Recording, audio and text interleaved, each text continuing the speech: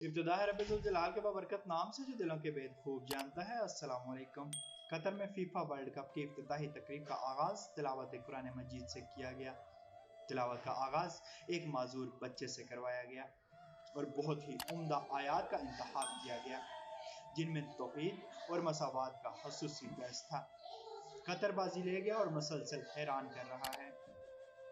खेलों की दुनिया के सबसे बड़े इवेंट को दावत इस्लाम का जरिया बना दिया।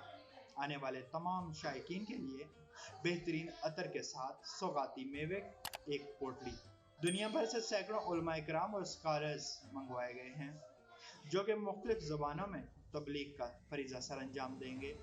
2000 मकामी उलमा इकराम भी फुटबॉल वर्ल्ड कप की ड्यूटी सर अंजाम देंगे।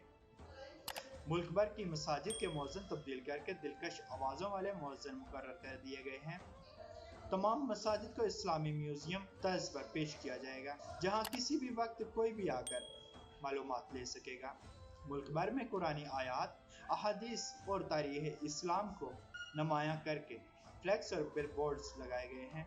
कुरान मजीद के तराजम मुख्तलिफ ज़बानों में इस्लामी तारीख और सीरत की कुतब बांटी जा रही हैं। हर स्टेडियम में नमाज की नुमायां जगह होगी और पहले दिन मुश्क और ऊद के तहफ़ आज कारी गानिम अल मुफ्ता खास अल आलम यानी वर्ल्ड कप का इफ्तिताह करने जा रहे हैं जिसे दुनिया के 500 बड़े चैनल्स पर दिखाया जाएगा और तारीख में पहली बार नाच गाने के बजाय कुरानी आयात की तिलावत से वर्ल्ड कप का आगाज होगा।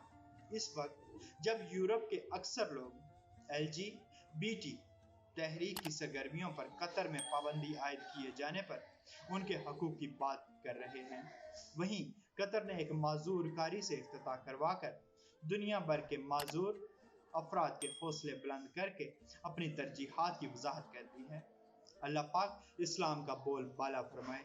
अल्लाह पाक आसानियाँ हासिल और तकसीम करने का शर्फ अता फरमाए। आमीन। जज़ाकल्लाह।